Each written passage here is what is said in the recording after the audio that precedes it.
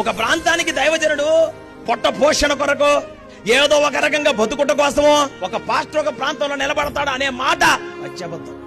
ఒక దైవజనుడిని దేవుడు ఒక ప్రాంతానికి తీసుకొని రాక మునుపు మంచి జీవితం, మంచి భవిష్యత్తు, యవన కాలం, యవన రక్తం, జ్ఞానం అన్ని ఉన్నప్పుడు ఆ యవన బలమంతా కుర్రోడిగా ఉన్నావు, ఇటా నడుం కట్టుకో, వచ్చి పనిచేయి కోసం ప్రజలు ఎందుకో ఫరోగాడి చేతిలో నుంచి వారు విడుదల పొందాలా, పాలు తేనెలు ప్రవహించుచున్న కానాను దేశానికి వారు నడిపించబడాలా. నడిపిస్తావా? నడిపించాలంటే త్యాగం చేయాలి రచన, నడిపించాలంటే నిద్ర మానుకోవాలి తమ్ముడు. వీళ్ళందరూ ఎన్నో నిన్ను సనుగుతారు, నోటికి వచ్చినట్టు మాట్లాడతారు.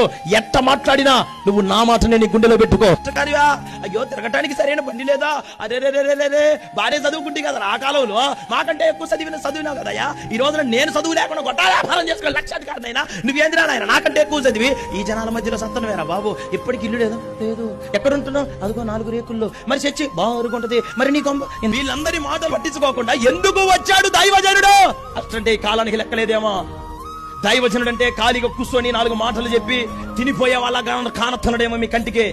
అంటే ఒక దైవజనుడు ఎందుకున్నాడు అనే సంగతి ఈ కాలంలో అన్యులకు కాదు తెలియాల్సింది, ముందు నీకు తెలియాలి. నీ తండ్రి విలువనికి తెలుసా?